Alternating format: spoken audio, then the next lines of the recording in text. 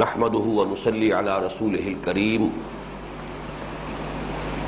اللهم صل على محمد وعلى آل محمد كما صليت على إبراهيم وعلى آل إبراهيم إنك حميد مجيد اللهم بارك على محمد وعلى آل محمد كما باركت على إبراهيم وعلى آل إبراهيم إنك حميد مجيد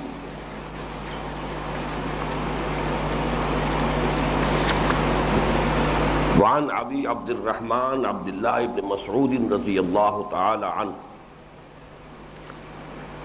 قال حدثنا رسول اللہ صلی اللہ علیہ وسلم وهو الصادق المصدوق ان احدکم یجمع خلقه فی بطن امه 40 یوما نطفہ ثم یکون علقة مثل ذلك ثم يكون مضغة مثل ذلك ثم يرسل إليه الملك فينفخ فيه الروح ويؤمر ب4 كلمات بكتب رزقه وأجله وعمله وشقي أو سعيد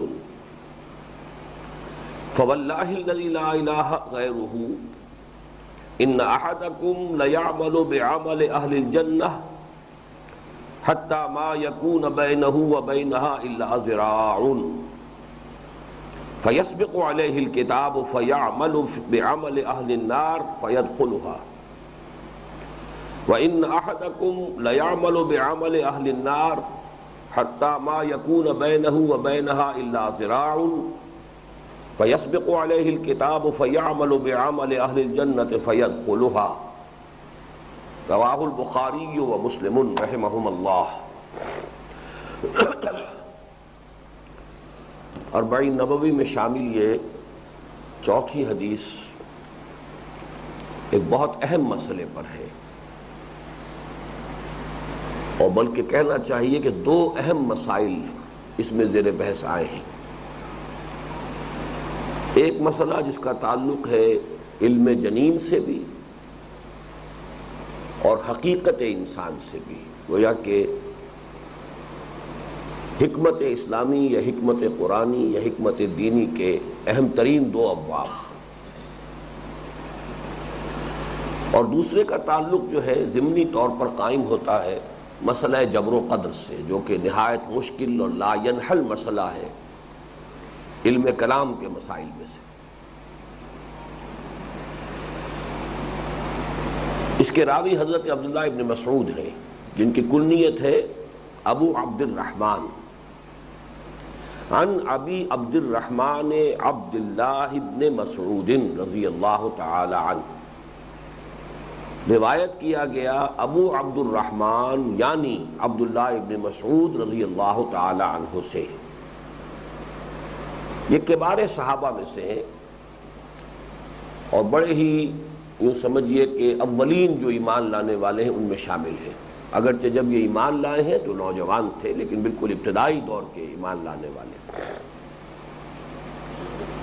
اور جن کو فقہائے صحابہ کہا جاتا ہے ان میں ان کا بڑا مقام ہے۔ فقہائے صحابہ یعنی وہ صحابہ کہ جن کو دین کے فہم میں سے اللہ تعالیٰ نے خصوصی حصہ دیا تھا، خاص طور پر دین کے جو مسائل ہیں حلال اور حرام کے، قانونی پہلو دین کے، ان میں حضرت عمر رضی اللہ تعالی عنہ، حضرت علی رضی اللہ تعالی عنہ، حضرت عائشہ رضی اللہ تعالی عنہ، حضرت معاذ بن جبل رضی اللہ تعالی عنہ، ان کے ساتھ ساتھ حضرت عبداللہ ابن مسعود بھی ہیں رضی اللہ تعالی عنہ۔ اور ان میں ان کا خاص مقام یہ ہے کہ جسے ہم فقہ حنفی کہتے ہیں، اصل میں وہ فقہ عبداللہ ابن مسعود ہے۔ عبداللہ ابن مسعود کے شاگردوں میں سے ہیں امام نخعی کے جو استاد ہیں امام ابو حنیفہ رحمۃ اللہ علیہ کے۔ تو جو مرویات ہیں عبداللہ ابن مسعود کی، یعنی وہ احادیث کے جس کے راوی ہیں حضرت عبداللہ ابن مسعود، چونکہ یہ جا کر آباد ہو گئے تھے کوفے میں، تو کوفہ جو مرکز بنا علم کا، وہ گویا کہ جو علم ہے عبداللہ ابن مسعود کا، اس کا مرکز کوفہ ہے، اور وہیں تربیت ہوئی ہے حضرت امام ابو حنیفہ رحمۃ اللہ علیہ کی۔ تو فقہ حنفی کو کہا جاتا ہے کہ وہ فقہ عبداللہ ابن مسعود ہے رضی اللہ تعالی عنہ۔ تو یہ حدیث ان سے روایت کی گئی ہے، اور جیسا کہ آخر میں ہم نے دیکھا رواہ البخاری و مسلم متفق علیہ روایات میں سے ہے، یعنی بعین ہی انہی الفاظ کے ساتھ یہ حدیث بخاری میں بھی ہے، اور بعین ہی انہی الفاظ کے ساتھ یہ مسلم شریف میں بھی موجود ہے۔ اور یہ بار بار میں کہہ چکا ہوں کہ سند کے اعتبار سے اس سے اونچا اب کوئی درجہ حدیث کا نہیں، جس کو ہم کہتے ہیں متفق علیہ۔ عن ابی عبد الرحمن عبداللہ ابن مسعود رضی اللہ عنہ قال حدثنا رسول اللہ صلی اللہ علیہ وسلم، وہ فرماتے ہیں کہ ہم سے ارشاد فرمایا۔ یہ لفظ بڑا پیارا ہے، کہیں تو آتا سمعتو، ہم نے یہ سنا، عن فلان ابن فلان قال قال، فلاں ابن فلاں سے روایت ہے انہوں نے کہا کہ حضور نے فرمایا۔ لیکن یہ کہ حدیث کی روایت جس لفظ سے شروع ہوتی ہے اس کی بھی ایک خصوصی اہمیت ہوتی ہے، سمعتو، میں نے خود سنا۔ اس سے معلوم ہوا کہ یہ ایک براہ راست حضور ہی سے استماع ہے ان صحابی کا۔ تو یہاں بھی حدثنا، حدیث کا لفظ اسی سے تو ماخوذ ہے، تو ہم سے بیان فرمایا اللہ کے رسول صلی اللہ علیہ وسلم نے، وَهُوَ الصَّادِقُ الْمَصْدُوقُ، اور وہ سچے ہیں اور ان کو سچ تسلیم کیا گیا ہے، ان کا سچ تسلیم کیا گیا ہے، ان کو سچا مانا گیا ہے۔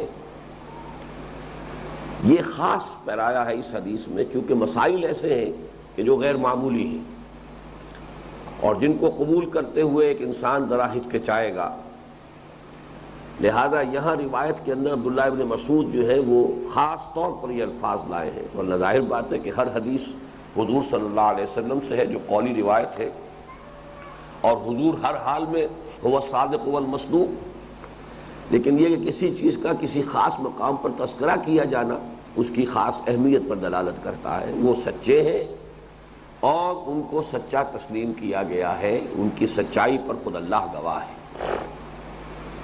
اب یہاں سے متن شروع ہو رہا ہے حدیث کا۔ ان احدکم یجمع خلقہ فی بطن امہ، تم میں سے ایک کا، یعنی تم میں سے ہر شخص کا، ہر انسان کا، یجمع خلقہ، جمع کی جاتی ہے اس کی خلقت، یعنی یہ جو تخلیق ہوتی ہے، فی بطن امہ، اس کی ماں کے پیٹ میں۔ یہ جو جنین، جس سے میں نے آپ کو پہلے بھی ایک لفظ کی وضاحت میں بتایا تھا کہ جن، جیم نون، نون کے معنی ہے مخفی شے، چھپی ہوئی شے جو نظر نہ آئے، اسی لیے جن، جنات وہ ہیں جو نظر نہیں آتے۔ جنت وہ زمین ہے کہ جس پر سبزہ اگا ہوا ہے، تو زمین جو ہے وہ چھپی ہوئی ہے، زمین کو ڈھانپ لیا ہے سبزے نے، درختوں کی شکل میں یا اور پودوں کی شکل میں۔ کوئی پلانٹیشن ہے جس سے اب زمین نظر نہیں آ رہی، اوپر سے آپ دیکھیں گے۔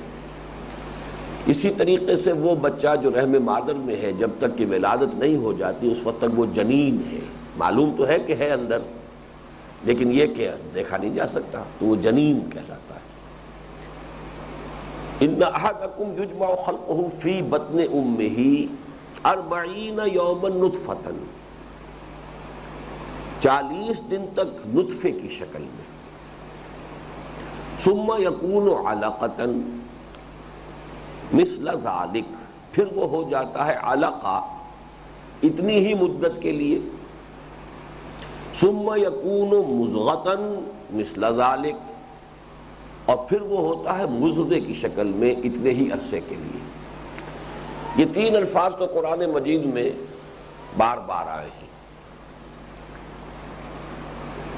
لقد خلقنا الانسان من صلالۃ من طین ثم جعلناہ نطفۃ فی قرار مکین ثم خلقنا النطفۃ علقۃ فخلقنا العلقۃ مضغۃ فخلقنا المضغۃ عظاما فکسونا العظام لحما ثم انشأناہ خلقا آخر فتبارک اللہ احسن الخالقین۔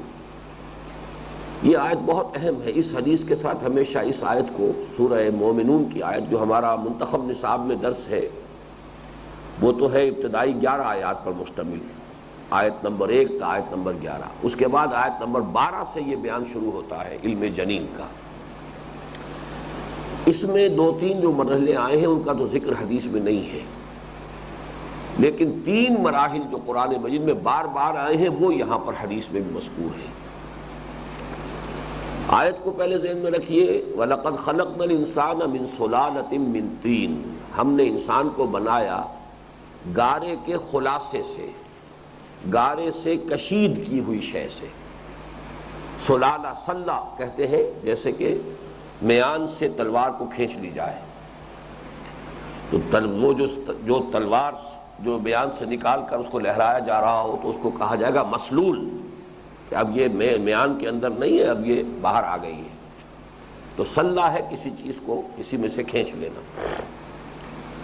تو سلالہ کسی شے کا کشید کیا ہوا عرق ہے، جیسے عرق گلاب ہے، آپ نے گلاب کے پھولوں سے اس کا عرق نکال لیا، تو بہت پیارا لفظ ہے یہ، مٹی سے نہیں بنایا، مٹی کی سلالہ سے بنایا ہے۔ اب یہ دیکھیے، اب یہ کیمسٹری والوں کے لیے ایک بہت بڑا میدان ہے کہ وہ سلالہ مٹی سے جو کشید کیا گیا ہے اس کی حقیقت پر وہ غور کریں۔ لیکن ظاہر بات ہے کہ پہلا مرحلہ یہی ہے دونوں اعتبارات سے، کہ پہلا انسان بنایا گیا تو بھی مٹی سے بنایا گیا، اور اب ہم جو بنتے ہیں تو ظاہر بات ہے کہ ہم تو رحم مادر میں بنتے ہیں، لیکن یہ کہ اس کے لیے غذا کہاں سے آ رہی ہے؟ رحم مادر میں جو خون پہنچ رہا ہے، جو اس کو غذا پہنچا رہا ہے، وہ سارا کا سارا سلالہ ہے من طین، مٹی ہی سے اناج اگ رہا ہے، مٹی ہی سے پھل اگ رہے ہیں، مٹی ہی سے چاول ہے، مٹی ہی سے گھاس ہے، گھاس کو بکری نے کھایا ہے، بکری کا گوشت ہم نے کھایا ہے، تو آخر کار تو ساری کشید کہاں سے ہو رہی ہے؟ مٹی سے ہو رہی ہے۔ تو یہ دونوں کو کور کر رہا ہے معاملہ۔ تو وَلَقَدْ خَلَقْنَا الْإِنسَانَ مِنْ صُلَالَةٍ مِّن طِينٍ ثُمَّ جَعَلْنَاهُ نُطْفَةً فِي قَرَارٍ مَّكِينٍ، پھر ہم نے اسے ایک نطفے کی شکل دی ہے، اور وہ ایک ٹھہرنے کی جگہ پر ایک مکان میں اس کو رکھا ہے۔ اس کے بھی دونوں معنی ہو سکتے ہیں۔ نطفہ جب تک ایجیکولیٹ نہیں ہوتا، جبکہ وہ مرد اور عورت کا باہمی تعلق ہوتا ہے، اس وقت تک بھی وہ کہیں پر سٹورڈ ہے، ان مرد کے جسم میں سٹورڈ ہے، گویا کہ وہاں پر وہ رکا ہوا ہے۔ پھر جب وہ جاتا تو رحم مادر کے اندر وہ کچھ عرصے رہتا ہے، وہ بھی ایک بڑا فورٹیفائڈ اس کے لیے جگہ ہے، بہت مضبوط جگہ ہے۔ ثم خلقنا النطفة علقة، پھر ہم نطفے کو تخلیق کرتے ہیں علقہ کی شکل میں۔ ثم خلقنا العلقة مضغة، پھر ہم اس علقہ کو شکل دیتے ہیں مضغہ کی۔ ثم خلقنا المضغة فخلقنا المضغة عظاما، پھر ہم اس مضغے میں ہڈیاں بنا دیتے ہیں۔ فَكَسَوْنَا الْعِظَامَ لَحْمًا، پھر ان ہڈیوں کے اوپر گوشت چڑھا دیتے ہیں۔ ثُمَّ أَنشَأْنَاهُ خَلْقًا آخَرَ، پھر ہم اسے اٹھاتے ہیں ایک اور ہی اٹھان پر۔ انشا، انشا کہتے ہیں اٹھانا، نشا، نشت الاولا، نشت ثانیہ، نشت جس کو کہتے ہیں نشت علمی جو ہوا یورپ کے اندر، رینائسنس، دوبارہ علم کا ابھار ہوا، علم کا اٹھان ہوا۔ انشاء کہتے ہیں کسی شے کو، اپنے خیال کو باندھنا اور باندھ کر اسے کتاب کی شکل میں یا اسے مضمون کی شکل میں منتقل کرنا، انشاء، کمپوزیشن، انشاء۔ ثم انشأناہ خلقا آخر، پھر ہم نے اسے اٹھایا ایک اور ہی تخلیق پر۔ یہ میں بعد میں عرض کروں گا کہ اس سے مراد کیا ہے، اس آیت کو بھی بہت کم لوگوں نے سمجھا ہے۔ بہرحال یہ جو 3 الفاظ ہیں جو کہ بہت کثرت کے ساتھ آئے ہیں قرآن میں، باقی تو یہ جو آیت میں نے آپ کو کوٹ کی ہے یہ تو یوں سمجھیے کہ اس موضوع پر قرآن مجید کا ضربہ سلام ہے۔ علم جنین پر اور کریشن آف ہیومن بینگ کے موضوع پر اگرچہ قرآن مجید میں اور بھی بہت سے مقامات ہیں، لیکن یہ اس کا ضربہ سلام ہے۔ سورہ مومنون کے 12ویں آیت سے شروع ہو کر، اب یہ کتنی آیات ہیں یہ میرے ذہن میں نہیں ہے، لیکن یہ کہ بہت سے مقامات پر 3 الفاظ ضرور آتے ہیں، نطفہ، علقہ، مضغہ۔ اس میں سے نطفہ تو وہ منی کا قطرہ ہے جو چاہے پہلے مرد کے جسم میں سٹورڈ تھا اور اس کے بعد جو ہے ایجیکولیشن ہوتی ہے تو پھر وہ عورت کے رحم میں داخل ہوتا ہے. وہ تو ایک بوند، نطفہ بوند کو کہتے ہیں. البتہ علقہ کے لفظ کا بہت غلط ترجمہ ہوتا رہا ہے آج تک.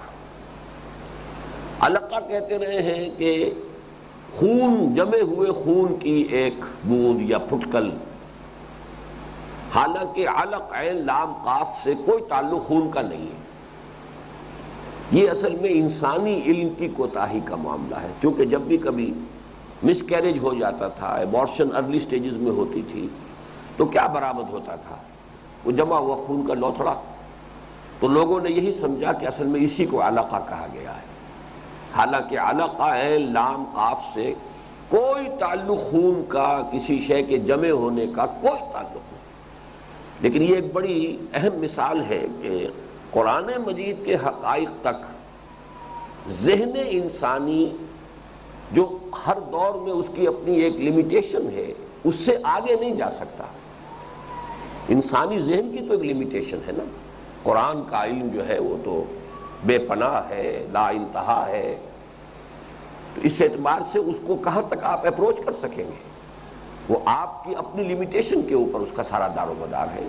آپ کا ذہن وسیع ہے تو وسیع تر مفہوم آپ کے ذہن میں آ جائے گا. آپ کا ذہن عمیق ہے تو عمیق تر مفہوم بھی آپ کے ذہن میں آ جائے گا. آپ کا ذہن ہی محدود سا ہے اور سطحی سا ہے تو آپ سطحی سا ہی مفہوم اس سے اخذ کریں گے. تو یہ سائنٹیفک فینومینا کے ضمن میں خاص طور پر یہ بات نوٹ کرنے کی ہے کہ جب تک کہ ذہن انسانی وہاں تک نہیں پہنچا تھا تو یہ ایک مجبوری تھی. جیسے ذوالقرنین، اب کون تھے ذوالقرنین؟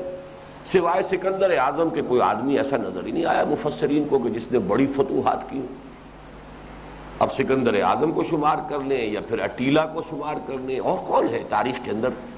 ذوالقرنین، کیخورس، کیخسرو. اب اس کی شخصیت جو ہے وہ ابھی پردہ خفا میں تھی، ابھی وہ ظاہر ہوئی نہیں تھی. وہ تو ایران میں کھدائیاں ہوئیں اور پھر نئی تحقیق ہوئی، اور وہاں سے پھر یہ کہ وہ مجسمہ بھی برآمد ہو گیا کہ جس میں تاج کے اندر 2 سینگ لگے ہوئے ہیں. تصویر برآمد ہو گئی. معلوم ہوا کہ یہ تھا، یہ ایران کی سلطنت کا بانی مبانی کیخسرو یا سائرس، اور اس کی ساری تاریخ کے اوپر ذوالقرنین کی جو شخصیت ہے، اس کی جو ڈسکرپشن قرآن میں آئی ہے 100% منطبق ہو گئی. لیکن یہ پہلی مرتبہ مولانا ابوالکلام آزاد رحمہ اللہ نے اس کو واضح کیا ہے. چنانچہ جنہیں اس کو پڑھنا ہو تفصیل سے، وہ ان کی تفسیر جو ہے ترجمان القرآن تفسیر تو اسے کہنا نہیں چاہیے، اس میں سورہ کہف کے جو مباحث ہیں وہ بڑے اہم ہیں. یاجوج ماجوج پر بھی اسی میں انہوں نے گفتگو کی ہے، اصحاب کہف پر گفتگو کی ہے، اور اس میں وہ پوائنیئر سمجھیے کہ ان نئے اکتشافات کے حوالے سے قرآن کے ان تاریخی موضوعات کو واضح کرنے میں ان کا ایک بڑا کنٹریبیوشن ہے. اسی طرح کا معاملہ لفظ علقہ کا ہے. اب جدید جو اس کی تشریح کی جا رہی ہے وہ یہ ہے کہ علقہ کہتے ہیں متعلق ہو جانا. معلق شے ہے جو لٹکی ہوئی ہو. معلق عین لام قاف علاقہ، تعلق، یہ سب اسی سے بنا ہے نا، کسی چیز سے متعلق ہو جانا. اور معلق کہتے ہیں لٹکی ہوئی شے، معلق ہے، آسمان سے معلق ہے، چھت سے معلق ہے. علقہ اصل میں اسی نطفے کی وہ کیفیت ہے جب یہ رحم مادر کی دیوار کے ساتھ چمٹ کر اور پھر ایک لوتھڑے کی شکل میں لٹک جاتا ہے. جیسے جونک ہوتی ہے، جونک اگر کہیں لگ جائے تو وہ اپنے وہ جو منہ ہے وہ اس کو اس انسان کی جو کھال ہے اس کے ساتھ چپکا لیتی ہے، گاڑ لیتی ہے اس میں، اور پھر خون چوستی ہے، موٹی ہوتی جاتی ہے. جونکیں لگائی جاتی ہیں علاج کے طور پر بھی. یہ جو ایک تصور ہے کہ فلاں جگہ کا جو ہے خون خراب ہو گیا ہے تو جونکیں لگا دو، یہاں پہ وہ لگیں گی اور یہاں سے خون چوسیں گی، پھر ان کو اتار کے پھینک دینا، تو گویا کہ گندا خون جو ہے یہاں سے نکل گیا اور جو صحت مند خون ہے جسم سے دوسری جگہوں سے وہ یہاں آ جائے گا. تو جونکوں کا یہ علاج ہوتا تھا. تو جس طریقے سے جونک ہوتی ہے کہ جو کسی کے جسم کے ساتھ چمٹ گئی ہو اور اس کا خون چوس کر موٹی ہو رہی ہو، ایسے ہی یہ علقہ ہو جاتا ہے رحم مادر جو ہے اس کی دیوار کے ساتھ اپنے آپ کو چپکا کر، اور اس سے وہ خون چوس کر اور اس سے ساری غذا حاصل کر کے اپنی جو ڈیولپمنٹ ہے اس کو شروع کرتا ہے. تو معلق ہے. تیسرا لفظ ہے مضغہ. مضغہ کہتے ہیں کوئی ایسا گوشت کا لوتھڑا جس کو چبایا گیا ہو دانتوں کے درمیان، پوری طرح بس دانتوں کے نشان پڑ گئے ہو اس پہ، وہ کٹ نہ سکا ہو. بعض اوقات ایسا ہوتا ہے اتنا سخت ہوتا ہے گوشت کہ آپ نے اس کو چبانے کی کوشش کی تو آپ کے دانتوں کے نچلے اور اوپر کے دانتوں کا امپریشن تو اس پہ آ گیا، لیکن یہ کہ وہ کٹ نہیں سکا آپ کے دانتوں سے، تو اس طرح کی کسی شے کو کہا جائے گا مضغہ۔ یہ 3 الفاظ ہیں کہ جن پر ڈاکٹر کیتھل مور، یہ جو اس وقت دنیا کا ٹاپ سائنٹسٹ ہے ایمبریولوجی میں، کینیڈا کا ہے، اور اس کی ٹیکسٹ بکس جو ہے پوری دنیا میں ایمبریولوجی پر سب سے زیادہ سٹینڈرڈ کتاب سمجھی جاتی ہے، تو اس نے باقاعدہ یہ کر کے دکھایا۔ اس نے ایک ایسا لیا، کوئی چیوئنگ گم قسم کی چیز، بڑا سا لوتھڑا، اس کو منہ میں رکھا اور پھر اس کو اوپر ذرا دبایا دانتوں کے نشان کے لیے، بالکل یہ شکل ہوتی ہے رحم مادر کے اندر، تیسری جو سٹیج قرآن میں بیان ہوئی ہے۔ وہ حیران ہوا ہے کہ جب کہ ابھی نہ ڈسیکشنز تھیں، نہ کوئی اور مائکروسکوپس تھی، کچھ نہیں تھا، کس طریقے سے کلیئر کنسیپٹ جو ہے وہ دیا گیا ہے۔ بہرحال یہ تو ایک تو پہلو یہ ہے کہ علم جنین جو ہے اس کے حوالے سے قرآن مجید کے بہت سے حقائق بہت اجاگر ہوئے ہیں۔ ڈاکٹر مورس بوکائی جو ہے، جو فرینچ سرجن تھے، وہ ایمان ہی لائے ہیں اس کی بنیاد پر۔ ڈاکٹر کیتھل مور جو ہے اسے توفیق نہیں ہوئی، اس نے کہا یہ تو میں مانتا ہوں کہ یہ ایک معجزہ ہے، لیکن بہرحال I prefer to remain Christian, میں کرسچن ہی رہوں گا۔ اس کے اندر مصلحتیں ہوتی ہیں، اپنے معاشرے سے کٹ جانا آسان کام نہیں ہوتا ہے۔ یہ بھی بڑی بات ہے کہ اس نے اس کی ایک حقیقت کو تسلیم کیا کہ قرآنک ڈسکرپشن جو ہے وہ واقعتاً یہ ہے کہ انبلیویبل، انکریڈیبل، سمجھ میں نہیں آتی کیسے یہ بات آ گئی تھی، انسانی کلام نہیں ہو سکتا، یہ تو مان لیا، لیکن وہ مسلمان نہیں بنا۔ لیکن ڈاکٹر مورس بوکائی جو ہیں وہ اسی شے پر ایمان بھی لائے ہیں، اور پھر انہوں نے کتاب لکھی مارکت الآراء، اور انہوں نے ثابت کیا ہے کہ قرآن مجید میں کوئی شے ایسی نہیں ہے جس سے سائنٹیفک ریسرچ نے یا جو بھی ڈسکوریز ہوئی ہیں غلط ثابت کی ہو۔ یہ تو ہو سکتا ہے کہ اس کو کوئی مفہوم غلط لیا جاتا رہا، اور اب وہ صحیح مفہوم جو ہے سنریہم آیاتنا فی الآفاق وفی انفسہم حتی یتبین لہم انہ الحق، ہم دکھائیں گے انہیں اپنی آیات، آفاق میں بھی انفس میں بھی، اور انفس کا معاملہ ایمبریولوجی خاص اس کا ایک شعبہ ہے۔ اور میں جب فرسٹ سیکنڈ ایئر میں پڑھ رہا تھا میڈیکل کالج میں تو اناٹمی میں میرا خاص دلچسپی کا مضمون جو ہے وہ ایمبریولوجی تھا۔ چنانچہ جو سینٹ اپ ایگزامینیشن میرا ہوا تھا، جو فرسٹ پروفیشنل میں داخلہ بھیجنے کے لیے ہوتا ہے، اس میں ایمبریولوجی میں کوسچن آیا تھا ڈیولپمنٹ آف پیچوٹری گلینڈ، اور میرے ممتحن نے مجھے 25 میں سے 24 مارکس دیے تھے۔ وہ ایک بھی پتہ نہیں اس نے اس لیے کاٹا ہوگا کہ کیسے ممکن ہے کہ یہ ایک پورے نمبر دے دیے جائیں۔ بہرحال مجھے اس سے بڑی دلچسپی تھی، تو علم جنین جو ہے اس نے قرآن مجید کے بہت سے معاملات کو بہت کھل کر واضح کیا۔ سنریہم آیاتنا فی الآفاق وفی انفسہم حتی یتبین لہم انہ الحق، یہاں تک کہ یہ بات ان پر واضح ہو جائے گی کہ قرآن حق ہے۔ تو یہاں اب مسئلہ جو دوسرا آ رہا ہے وہ کیا ہے کہ تم میں سے ہر شخص کا رحم مادر میں جو ارتقاء ہوتا ہے، جو تمہاری تخلیق ہوتی ہے، تو 40 دن کے قریب تو وہ نطفے کی شکل میں ہے، 40 دن کے لگ بھگ پھر وہ علقہ کی صورت میں ہے، اور 40 دن کی لگ بھگ جو ہے پھر وہ مضغہ کی شکل میں رہتا ہے۔ اب آیا ہے اصل مسئلہ، ثم یرسل الیہ الملک، پھر اس کی طرف فرشتے کو بھیجا جاتا ہے، فینفخ فیہ الروح، وہ اس میں روح پھونک دیتا ہے۔ یہ ہے بہت اہم مسئلہ۔ ہمارے ہاں عام طور پر جو تصور اب بھی ہے اور پہلے سے بھی رہا ہے کہ روح کو جان کے مترادف قرار دیا گیا، لائف۔ ابھی میرے پاس یہ انگریزی کا ترجمہ بھی ہے، اور اس میں بھی انہوں نے ترجمہ یہی کیا ہے، then there is sent to him the angel who blows the breath of life into him۔ اس سے آگے ذہن نہیں جا رہا لوگوں کا۔ روح حقیقت میں جان نہیں ہے۔ اب یہ جو ہے یہ تو ایک بایولوجسٹ جو ہے وہ جانتا ہے، بے جان تو وہ نطفہ بھی نہیں تھا، وہ جو بھی مرد کے اس منی میں ہے، وہ کیڑا ہے، وہ جو بھی ہے، جرثومہ ہے، بے جان تو نہیں ہے، بہت ایکٹیو ہوتا ہے، بہت تیزی کے ساتھ دوڑتا ہے، مائکروسکوپ کے نیچے آپ دیکھ لیجئے، بے جان ہونے کا کیا سوال ہے۔ اسی طریقے سے ماں کی طرف سے جو آتا ہے بیضا، یہ اووم، وہ بھی بے جان نہیں ہے، لیونگ میٹر ہے۔ پھر وہ جیسے کہ سورۃ الدہر میں فرمایا نطفۃ امشاج، پھر ان دونوں کا ملاپ ہوتا ہے، وہ نطفہ مرد کا اور وہ اوم جو ہے وہ ماں کا، یہ دونوں جوڑتے ہیں تو یہ اب ملا جلا زائگوٹ اس کو کہتے ہیں ہماری ایمبریولوجی میں۔ تو وہ کوئی بے جان شے تو نہیں ہے، جاندار تو اول سے ہے، اب روح پھونکی گئی ہے اس میں، روح بالکل دوسری شے ہے۔ یہاں وہ ہمارا جو سارا فلسفہ ہے وہ جو آپ کے سامنے اس سے پہلے یقیناً آ چکا ہوگا کہ ایک عالم ارواح میں ہماری تخلیق ہوئی تھی، ارواح کی شکل میں، ابھی جسم نہیں تھے، تمام انسان موجود تھے۔ الارواح جنود مجندہ، لشکر کے لشکر، آدم کی روح سے لے کر آخری انسان جو قیامت تک دنیا میں آئے گا، سب کی ارواح پیدا کر دی گئی۔ بیک وقت تھے، آدم بھی تھے، نوح بھی تھے، محمد بھی تھے، ابو بکر بھی تھے، سبھی تھے، وہ تو ارواح تھی، لیکن وہ ارواح تھی، جسم نہیں تھے۔ اسی وقت ہم سے عہد لیا گیا تھا الستو بربکم قالوا بلی، کیا میں تمہارا رب اور مالک نہیں ہوں؟ سب نے اقرار کیا، کیوں نہیں، یقیناً اے اللہ تو ہمارا رب ہے، ہمارا مالک ہے۔ اس کے بعد انہیں کولڈ سٹوریج میں ڈال دیا گیا، وہ سٹور ہاؤس ہے جس میں کہ ان ارواح کو رکھ دیا گیا۔ اب جو عالم خلق میں تخلیق کا سلسلہ شروع ہوا تو جب آدم کا حیولہ تیار ہو گیا، کس طریقے سے ہوا اس کو چھوڑ دیجئے، through the process of evolution اور through the process of special creation, دونوں چیزیں جو ہے ان کو سامنے رکھیے۔ جب وہ آدم کا حیولہ تیار ہو گیا، اس کے اندر جان نہیں، آدم کا حیولہ بھی جاندار تھا، اس میں وہ روح آدم ڈال دی گئی،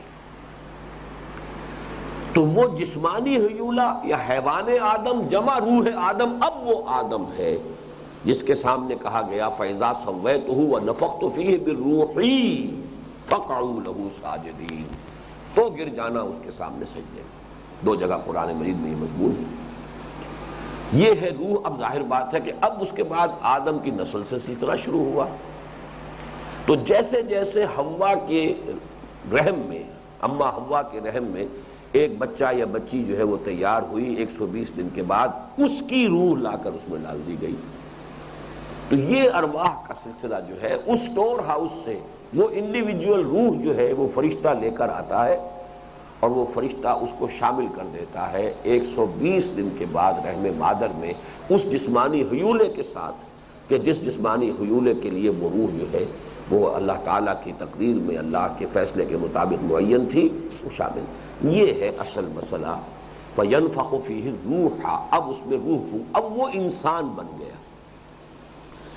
اس میں ایک مسئلہ بھی ہے جو بعض فقہا کے نزدیک انہوں نے چونکہ اسے جان پر قیاس کیا تو 120 دن یعنی 4 مہینے تک وہ اسقاط کو جائز کہتے ہیں، کہ چونکہ وہ ابھی اس میں روح نہیں ہے، اس میں جان نہیں ہے، لہذا اسقاط جو ہے جائز ہو جائے گا۔ یہ اب چونکہ فقہی مسئلہ ہے، میں اس کے یعنی پروز اینڈ کونس کے اوپر تفصیل سے گفتگو نہیں کروں گا، میں صرف بتا رہا ہوں آپ کو کہ اس مسئلے کا تعلق اس سے ہے کہ جن حضرات کی رائے یہ ہے کہ ابارشن ہو سکتی ہے تو وہ 4 مہینے تک کی ابارشن کو جائز قرار دیتے ہیں، کہ اس وقت تک اگر اس کی ابارشن ہوئی ہے تو ابھی اس میں جان پڑی نہیں، وہ جان کہتے ہیں۔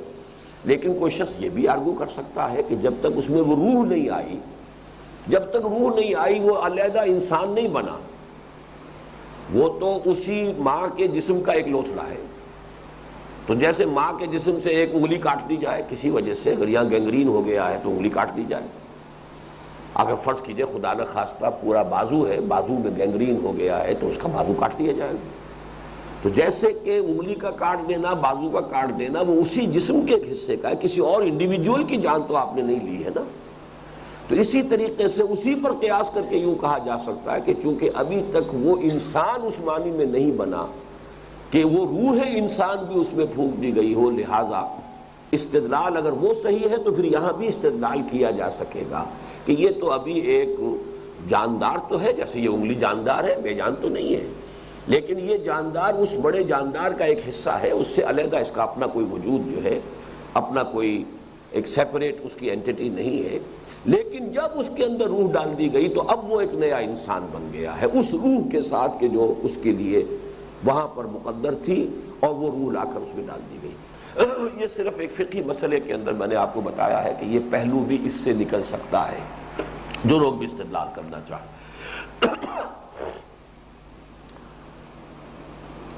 ان احدکم یجمع خلقہ فی بطن امہ 40 یوما نطفۃ ثم یکون علقۃ مثل ذلک ثم یکون مضغۃ مثل ذلک ثم یرسل الیہ الملک فینفخ فیہ الروح ویؤمر باربع کلمات، اور اس کے بعد پھر حکم دیا جاتا ہے اسے 4 چیزوں کے لکھ دینے کا.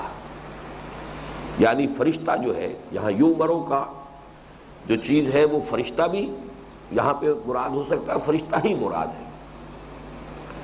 وہ لکھ دیتا ہے بکتب رزقہ. اب یہاں پر شاید اس کتاب میں کچھ مختلف الفاظ آئے ہیں، فیکتبو شاید لکھا ہوا ہے، لیکن اصل جو ہے متن بکتب رزقہ.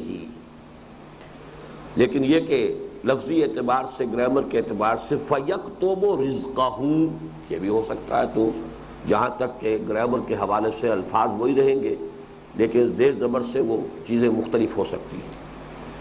بے کتب رزق ہی، اس لیے کہ یہ جو متن میرے پاس ہے یہ بہت صحیح ہے اور بہت عمدہ لکھا گیا ہے.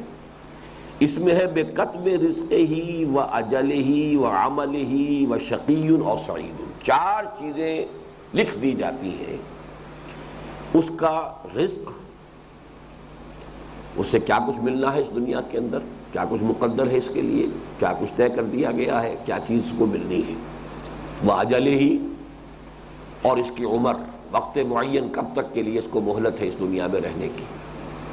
وہ عمل ہی، اس کا عمل بھی، وہ کیا کمائے گا، کیا اس کے اعمال ہوں گے، کیا اس کا کردار ہوگا. وہ شقی اور سعید، اور یہ بھی کہ آیا وہ بدبخت ہے یا خوش بخت ہے، سعید ہے، سعادت مند ہے، خوش قسمت ہے. یہ 4 چیزیں لکھ دی جاتی ہیں. اب یہاں بڑا ٹیڑھا مسئلہ آ گیا، اور وہ اب آ گیا جبر و قدر کا مسئلہ کہ اگر یہ چیزیں لکھ دی گئی ہے تو اس کا تو مطلب یہ ہے کہ اب ہر انسان جو ہے مجبور ہے، اور ہر انسان جو ہے اس اعتبار سے جو کچھ اس کے لیے اللہ کی طرف سے لکھ دیا گیا ہے وہی کام کر رہا ہے. تو اب کیسا ثواب اور کیسا عذاب، بدلہ کس کا، سزا کس کی، یہ چیز تو لکھ دی گئی. تو یہ جو ایک فلسفے کا بہت اہم مسئلہ ہے، بڑا ٹیڑھا مسئلہ، جبر و قدر. آیا انسان قادر ہے جو چاہے کرے، یا مجبور ہے کہ وہی کچھ کرتا ہے جو اس کے لیے پہلے سے طے کر دیا گیا ہے. منطقی طور پر قادر ہے تو مستوجب جزا و سزا ہے، پھر تو اسے جزا یا سزا ملنی چاہیے. صحیح کام کیا تو اسے جزا ملے، برا کام کیا تو سزا ملے. اور اگر وہ مجبور ہے تو پھر ظاہر بات ہے کہ کسی جزا و سزا کا سوال نہیں. ناحق ہم مجبوروں پر یہ تہمت ہے مختاری کی، جو چاہے ہیں آپ کرے ہیں، ہم کو اعظم بدنام کیا، ہم کو عبث بدنام کیا. اب یہ جو ہے مجبوری، اور یہ شاعری کا بھی ایک بڑا اہم موضوع رہا ہے، فلسفے کا اہم موضوع ہے. قرآن مجید میں کہیں تو ایسی آیات آ جاتی ہیں کہ جس میں انسان کے خود قادر ہونے کی طرف رجحان غالب. فمن شاء فلیؤمن ومن شاء فلیکفر، جو چاہے ایمان لائے، جو چاہے کفر کرے. بعض جگہ یہ معلوم ہوتا ہے کہ نہیں، یہ تو اللہ تعالیٰ کی طرف سے ہے. وما تشاءون الا ان یشاء اللہ، تمہارے چاہے کچھ ہو ہی نہیں سکتا جب تک کہ اللہ نہ چاہے. تو یہ جو ہے علم کلام کا، فلسفے کا مشکل ترین موضوع ہے، مسئلہ جبر و قدر. پہلی بات تو اس کے سبب میں یہ جان لیجئے، مسئلہ جبر و قدر پر چونکہ ہمارے ایمانیات میں بھی شامل ہے، والقدر خیر ہی و شر ہی، یہ ہم جو حدیث جبرائیل ہے اس میں پڑھ چکے ہیں. وَتُؤْمِنَ بِالْقَدْرِ خَيْرِهِ وَشَرِّهِ، تم ایمان رکھو قدر پر، تقدیر پر، اس کے خیر پر بھی، اس کے شر پر بھی. تو یہ چونکہ آرٹیکل آف فیتھ میں سے ہے، تو آرٹیکل آف فیتھ میں کوئی چیز ایسی شامل نہیں ہو سکتی کہ جو انسان کے تصور سے یا انسان کی ذہن کی گرفت میں آنے سے بالکل باہر کی شے ہو. یہ تو نہیں ہو سکتا. پورا نہ آئے لیکن کچھ نہ کچھ تو اس کو آنا چاہیے، تبھی اس انسان جو ہے اس کے ماننے پر مکلف ہوگا، ورنہ تو ماننے پر مکلف نہیں ہو سکتا. تو یقیناً اس کا فہم تو حاصل ہو سکتا ہے. البتہ اس پر جب بحث کی جائے گی تو الجھ جائے گا. گفتگو جب آپ کریں گے اس میں یہ کہ یقیناً کوئی ایسی الجھن پیش آ جائے گی کہ پھر آپ الجھ کر رہ جائیں گے، مسئلہ جو ہے سلجھے گا نہیں۔ ایک معمہ ہے سمجھنے کا نہ سمجھانے کا، اس میں یہ ہے کہ بحث سے سختی کے ساتھ روک دیا گیا۔ میں وہ آپ کو حدیث سنا دینا چاہتا ہوں۔ یہ حدیث جو ہے یہ ترمذی، جامع ترمذی کی روایت ہے، عن ابی ہریرہ رضی اللہ تعالی عنہ قال خرج علینا رسول اللہ صلی اللہ علیہ وسلم ونحن نتنازع فی القدر، کہ ایک روز ایسا ہوا کہ حضور صلی اللہ علیہ وسلم برآمد ہوئے اپنے حجرہ مبارکہ سے، ہم بیٹھے ہوئے تھے مسجد میں اور ہم جھگڑ رہے تھے قدر کے بارے میں۔ نتنازع، تنازع ہو رہا تھا، مناظرہ ہو رہا تھا، بحث و نزاع ہو رہا تھا فی القدر، تقدیر کے بارے میں۔ فغضب، تو حضور اس پر غضبناک ہوئے، آپ کو غصہ آیا۔ حتیٰ احمر وجہہ، اور اتنا غصہ آیا کہ آپ کا چہرہ سرخ ہو گیا۔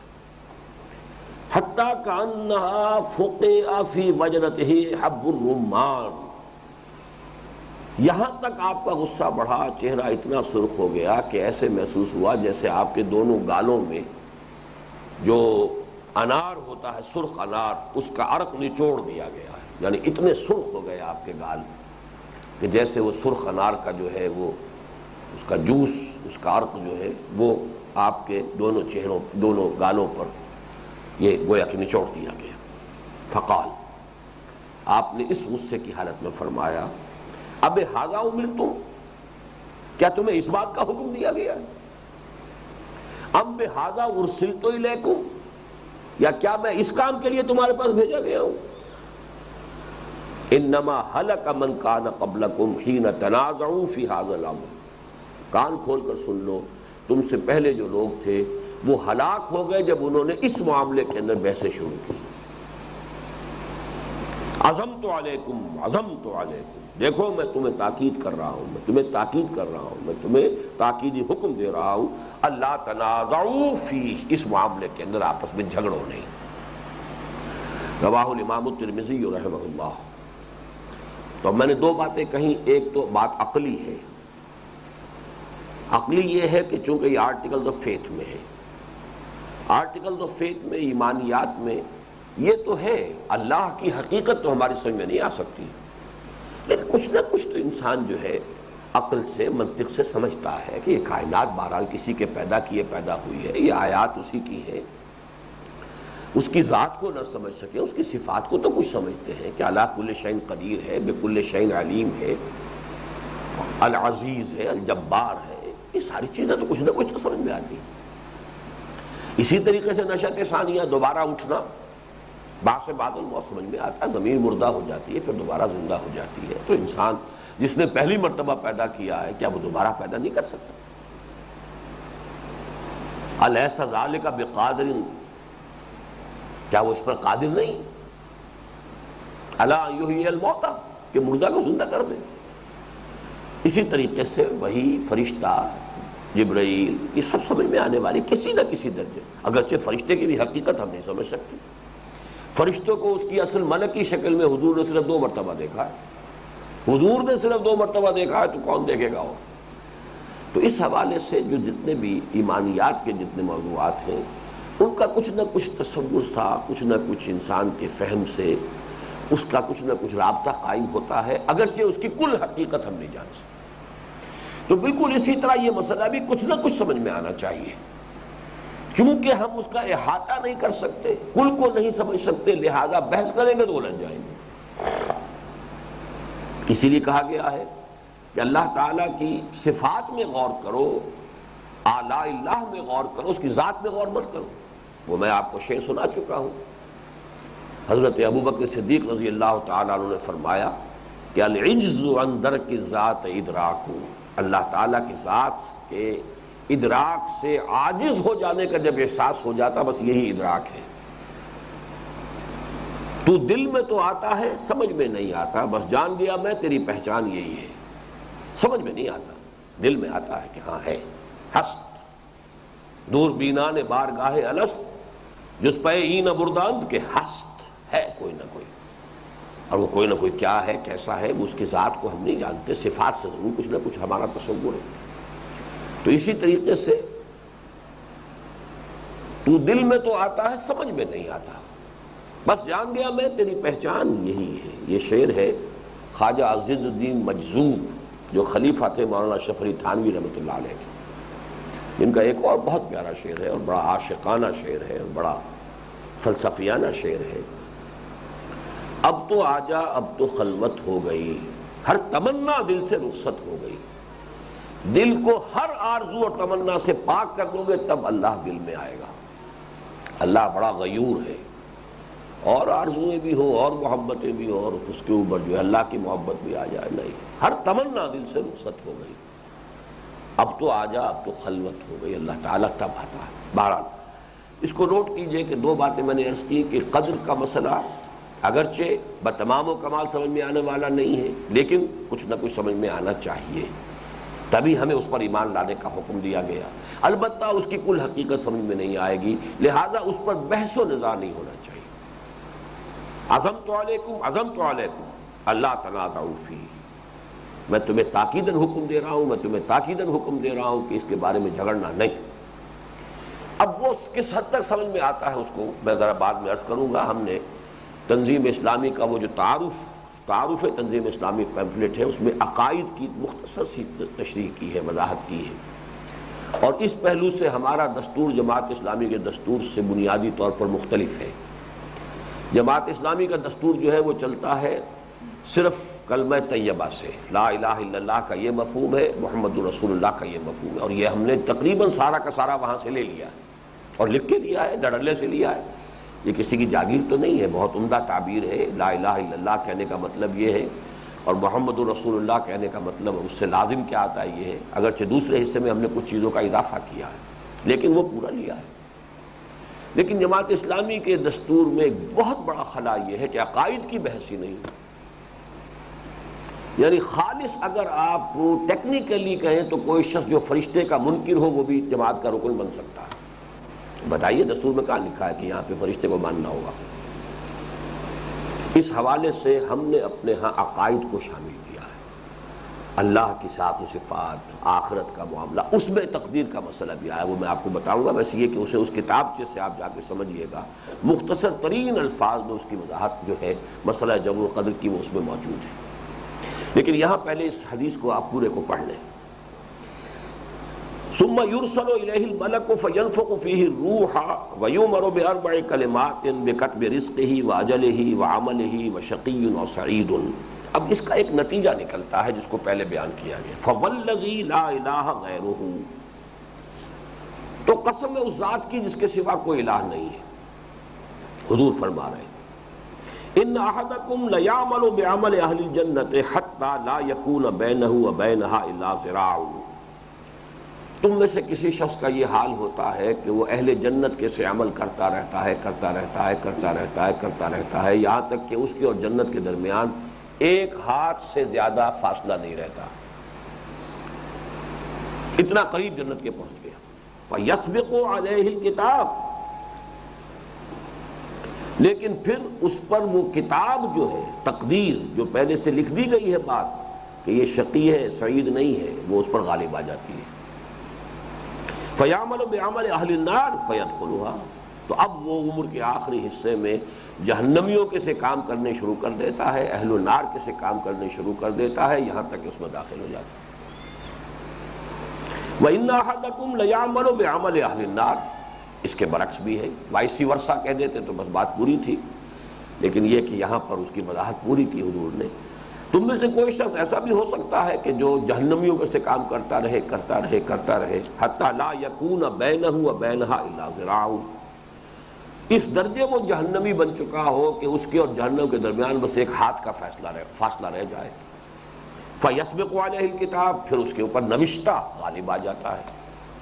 فیعمل بعمل اہل الجنہ، پھر وہ عمل کرتا ہے جنت والوں کے سے عمل، فیدخلھا، اور اس میں داخل ہو جاتا ہے۔ گویا کہ حضور نے اس مثال کے ذریعے سے اس مسئلے کی جو مشکل ترین پروپوزیشن ہو سکتی ہے اس کو سامنے رکھ دیا۔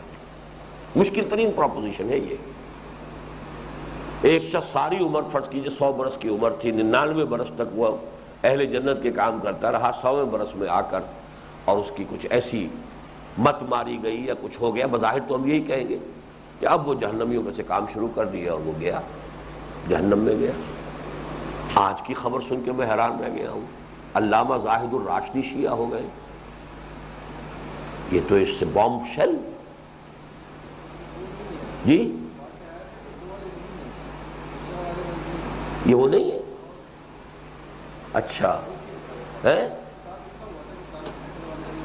اچھا اللہ کا شکر ہے، تو خیر کوئی اور ہوں گے پھر وہ، ورنہ زاہد الراشدی تو گجرانوالے والے تو بڑی بڑی شخصیت ہے اہل سنت کی۔ خیر چھوڑیے، لیکن یہ کہ یہ مثال انہونی بات نہیں ہے۔ یہ قرآن مجید میں جو تذکرہ ہے بلعام بن باعورہ، اگرچہ اس کا نام نہیں قرآن مجید میں آیا ہے، سورہ اعراف میں ہے، ایک شخص ہے آتیناہ آیاتنا، ہم نے اسے اپنی آیات عطا کی تھی، وَلَوْ شِئْنَا لَرَفَعْنَاهُ بِهَا، ہم چاہتے تو اور اسے اونچا اٹھاتے، اس کا مقام اور بلند کرتے، وَلَكِنَّهُ أَخْلَدَ إِلَى الْأَرْضِ، وہ زمین کے اندر ہی دھنستا چلا گیا۔ اور جو اس کی تفصیل تورات میں آتی ہے وہ یہ ہے کہ اس عمر میں بڑا زاہد و عابد ولی اللہ، بہت اونچا انسان، عالم فاضل، لیکن یہ کہ خاص وقت میں آ کے ایک عورت کے کسی اس طرح کے اغوا کے اندر جو ہے وہ پھنسا ہے کہ پھر سارا زہد اور سارا تقوی اور ساری دینداری، سارا علم، سارا فضل ختم۔ تو ہو سکتا ہے، قرآن مجید میں مثال موجود ہے۔ تو یہاں پر جو ہے جیسا کہ میں عرض کر رہا تھا کہ مشکل ترین جو پروپوزیشن ہو سکتی اس مسئلے کی وہ حضور نے بیان کر دی۔ اب آپ یہ سمجھ لیجئے کہ اصل مسئلہ ہے کیا۔ دیکھیے، دو الفاظ میں چاہتا ہوں کہ آپ انگریزی کے حوالے سے اچھی طریقے سے ذہن نشین کر لیں۔ ایک ہے پری نالج، کسی شے کا علم پہلے ہونا، وقوع سے قبل اس کا علم ہونا۔ ایک ہے پری ڈیسٹینیشن، مجبوری کسی شے کی تقدیر کا تعین کر دینا کہ ہی اور شی از ڈیسٹنڈ ٹو ڈو اٹ، اسے لا محالہ یہ کرنا ہے۔ جبر کے لیے جو انگریزی کی اصطلاح ہے فلسفے کی، وہ پری ڈیسٹینیشن ہے۔ Pre knowledge is something else, predestination is something else. اگرچہ ان کے ڈانڈے مل جاتے ہیں، بس ان دونوں کو علیحدہ علیحدہ سمجھ لیا جائے تو سارا مسئلہ حل ہو جاتا۔ سادہ سی مثال ہے کہ ایک بچے کے سامنے آپ نے گیند پھینکی، آپ کہہ سکتے ہیں بچہ ادھر متوجہ ہوگا، یو نو اٹ، لیکن بچہ اپنی مرضی سے متوجہ ہوگا، آپ کے کہنے سے، آپ کے جبر سے نہیں ہوگا۔ Only you could guess it, آپ کا اندازہ ہوگا۔ ہو سکتا ہے اسی وقت بچے کی توجہ کسی اور طرف ہو جائے، وہ ادھر متوجہ ہی نہ ہو۔ ہمارا جو گیس ہے یا پری نالج ہے وہ غلط ہو سکتا ہے، اللہ کا پری نالج غلط نہیں ہو سکتا، بس اتنا فرق ہے۔ لیکن ہر انسان جو کچھ کرتا ہے وہ اپنے فیصلے سے کرتا ہے، اللہ کو معلوم ہے کہ وہ کیا کرے گا۔ Pre knowledge doesn't necessarily mean predestination, بس یہ جملہ ایک لکھ لیجئے تو کبھی آپ کو اس مسئلے کے اندر کبھی کوئی دقت نہیں ہوگی۔ Pre knowledge does not necessarily mean predestination. It might mean predestination also، لیکن یہ لازم و ملزوم نہیں ہے۔ اس کو ہم اردو میں ڈھالیں گے تو وہ پری نالج کا جو ہے علم قدیم، یہ ذرا بات سمجھ میں نہیں آئے گی، انگریزی کا لفظ بہتر ہے پری نالج۔ پری نالج پری ڈیسٹینیشن کو مستلزم نہیں ہے۔ پری نالج اور پری ڈیسٹینیشن لازم و ملزوم نہیں ہے۔ Pre knowledge does not necessarily mean predestination. اللہ کا پری نالج ہے کہ کوئی کیا کرے گا، اور وہی اصل میں قرآن مجید میں جو آتا ہے کل شیء عندہ فی ام الکتاب، کہیں کتاب میں آتا ہے، ہر چیز لکھی، وہ کتاب اللہ تعالیٰ کے علم کی کتاب ہے، ہر شے لکھی ہوئی ہے، یہ کرے گا، لیکن وہ کرتا ہے اپنے فیصلے سے۔ انا ہدیناہ السبیل اما شاکرا و اما کفورا، ہم نے اسے راستے کی ہدایت دے دی ہے، راستہ کھول دیا ہے اس کے سامنے، اب وہ چاہے تو ناشکرا ہو جائے، چاہے تو شکر گزار ہو جائے۔ فمن شاء فلیؤمن ومن شاء فلیکفر، لیکن اللہ کو معلوم ہے کہ یہ ایمان لائے گا اور یہ ایمان نہیں لائے گا، یہ دوسری بات ہے۔ وہ کیا کرے گا یہ اللہ کے علم میں ہے، لیکن یہ اس کی وجہ سے مجبور ہو کر وہ نہیں کر رہا ہے، لیکن ظاہر بات ہے کہ اللہ کا علم غلط نہیں ہو سکتا۔ بس اس مسئلے سے بات سمجھ میں آ جاتی ہے۔ اب دیکھیے ہم اس کی توجیہ یوں کریں گے، آخری جو مشکل ترین مثال آئی ہے، ایک شخص کی اندرونی شخصیت کچھ اور ہوتی ہے، کچھ ظاہری اور معاشرتی یا وقتی اسباب کے تحت اس نے لبادہ کوئی اور اوڑھ رکھا ہے، اور وہ پھر جہنمیوں کے سے کام کرے گا اور جہنم میں جائے گا۔ اسی کو ہم کہیں گے کہ اللہ کا وہ پری نالج جو ہے وہ ثابت ہو جائے گا کہ وہ صحیح تھا۔ ایک شخص جو ہے وہ غلط کام کر رہا ہے، لیکن ہو سکتا ہے کہ اس کے اندر کویسٹ فار ٹروتھ موجود ہو، چھپی ہوئی ہے، وہ بھی تلاش میں ہے۔ جب تک تلاش میں غلط کام تو کر رہا ہے وہ، جب تک کہ شراب کی حرمت نہیں ہوئی تھی تو شراب تو پی رہے تھے صحابہ بھی، سب کچھ یہ ہو رہا تھا۔ جوا بھی کھیلتے ہوں گے، اس لیے کہ ان کے ہاں جوئے کا رواج تھا، حج کے موقع پر جب قربانی کرتے تھے قربانی کی گوشت پر جوا کھیلتے تھے، اور جوا کھیل کے وہ خود اپنے لیے نہیں کماتے تھے، وہ غریبوں کو دے دیتے تھے۔ لیکن یہ ہو گیا آج اس نے اتنا گوشت دیا تو معلوم ہوا کہ اس نے جوئے میں جیتا اور دے دی۔ اب یہ کرتے ہی ہوں گے نا، یہ یقین کے ساتھ تو نہیں معلوم ہے، لیکن شراب پیتے تو یہ کیوں نہیں کرتے ہوں؟ اسی طریقے سمجھیے کہ ایک شخص کے اندر جب تک کہ ابھی اس کی سرچ فار ٹروتھ اس کے اندر ہے، لیکن یہ کہ وہ غلط کام تو کر رہا ہے اس وقت تک، لیکن اس کی اندرونی وہ سرچ جو ہے، اس کا خلوص، اس کے اندر جو طلب تھی خیر کی، ایک وقت میں آ کے وہ ظاہر ہو جاتی ہے۔ لہذا وہ اپنی نیکی کے کام کرتا ہے، نیکی کے راستے پر آتا ہے، آخری وقت میں ایمان لے آتا ہے۔ معلم یغرغر، جب موت کے آثار شروع ہو جائیں تب تو توبہ اور ایمان بیکار، لیکن موت کے آثار شروع ہونے سے پہلے پہلے توبہ کرتا، اور توبہ آپ کو معلوم ہے، کوئی شخص کفر سے ایمان میں آ گیا تو ساری زندگی کے پچھلے جو اس کے گناہ ہیں وہ معاف ہو گئے کہ نہیں ہو گئے؟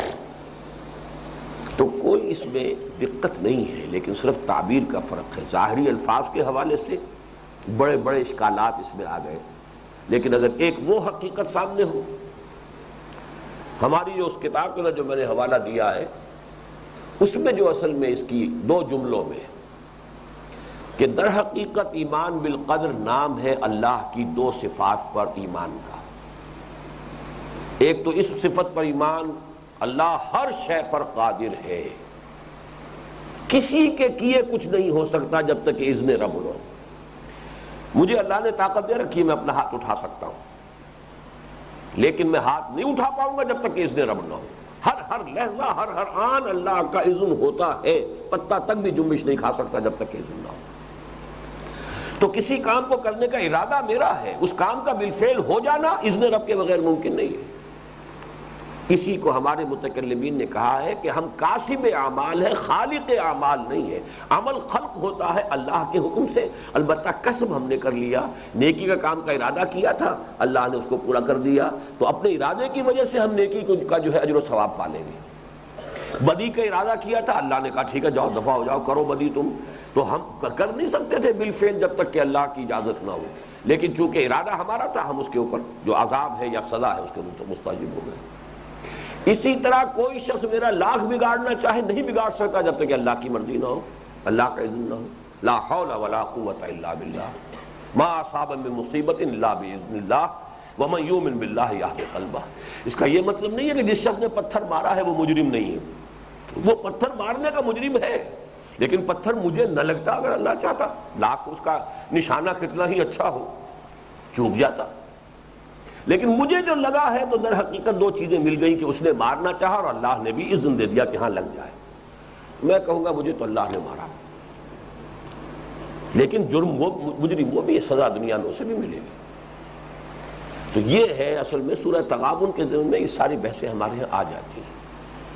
تو قدر کا ایک پہلو وہ ہے، اور قدر کا ایک پہلو یہ ہے کہ جو کچھ بھی انسان کرتا ہے اللہ کے علم قدیم میں وہ پہلے سے موجود ہے۔ بہرحال یہ حدیث مبارک جو ہے یہ یوں سمجھیے کہ بڑے اہم مہمات امور جن کو کہنا چاہیے، فلسفے کے، سائنس کے، مسئلہ جبر و قدر ہے، حقیقت انسان ہے۔ اب دیکھیے، اور جو معلوم نہیں وقت کتنا ان کے پاس رہ گیا ہے، اس آیت کے ساتھ جو ہے اس کو جوڑ لیجئے، وَلَقَدْ خَلَقْنَا الْإِنسَانَ مِنْ صُلَالَةٍ مِّن طِينٍ ثُمَّ جَعَلْنَاهُ نُطْفَةً فِي قَرَارٍ مَّكِينٍ فَخَلَقْنَا النُّطْفَةَ عَلَقَةً فَخَلَقْنَا الْعَلَقَةَ مُضْغَةً فَخَلَقْنَا الْمُضْغَةَ عِظَامًا فَكَسَوْنَا الْعِظَامَ لَحْمًا ثُمَّ أَنشَأْنَاهُ خَلْقًا آخَرَ۔ پہلے فا سے ہو رہا ہے سب کچھ، یہاں ثم آ گیا۔ یہ ہے در حقیقت ثم انشأناہ خلقا آخر، کہ یہاں پر جب فرشتہ آ گیا اب وہ شے ہی اور ہو گئی۔ پہلے وہ ایک حیوان انسان تھا، اب وہ انسان ہے، زمین و آسمان کا فرق ہو گیا۔ ثم انشأناہ خلقا آخر فتبارک اللہ احسن الخالقین۔ تو بڑی بابرکت ہے وہ ذات اللہ کی کہ جو بہترین پیدا کرنے والا ہے۔